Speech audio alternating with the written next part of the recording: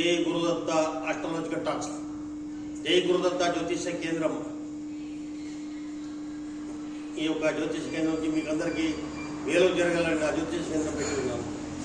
మీరందరూ బాగుండాలి, ఎప్పటికీ గురువుని ఆరాధించాలి. మన విశ్వంలో దైవభక్తి తగ్గిపోతుంది. అందరికీ మేలు జరగాలంటే భగవంతుని స్మరణ మనం చేయాలి. అలాగే కొన్ని యోగా, ధ్యానాలు, మెడిటేషన్స్, తర్వాత పూజలు బ్రాహ్మీ ముహూర్తం లేవాలి. జ్యోతిషం చెప్పాలంటే కొన్ని నియమాలు కొన్ని ఉన్నాయి. అది గురువుతో సాధ్యం. ఎవరైనా సరే, ప్రతి ఒక్క మనిషి జన్మతో శూద్రస్య సంస్కారంతో విద్యుజస్య అన్నాడు. అలాగే చాలామంది మన దేశంలో, విశ్వంలో గురువులు ఉన్నారు.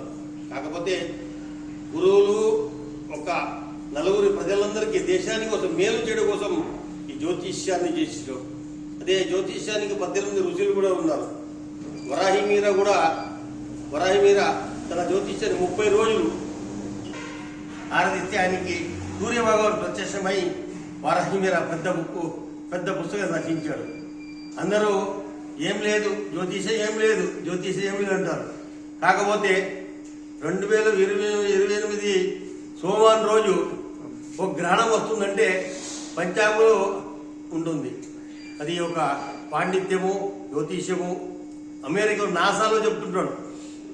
నాసాలో అదే మా భూగోళము ఉత్తరానికి వాలి ఉంది, నీళ్ళు మునిగింది.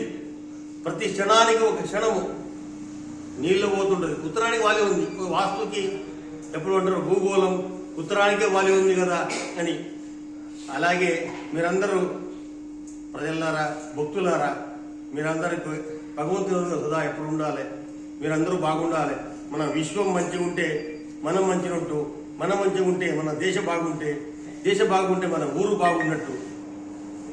దైవిక కృపాన్ని పొందాలి, గురువునిగా పొందాలి. జై గురుదత్త, జై గురుదత్త, జై గురుదత్త.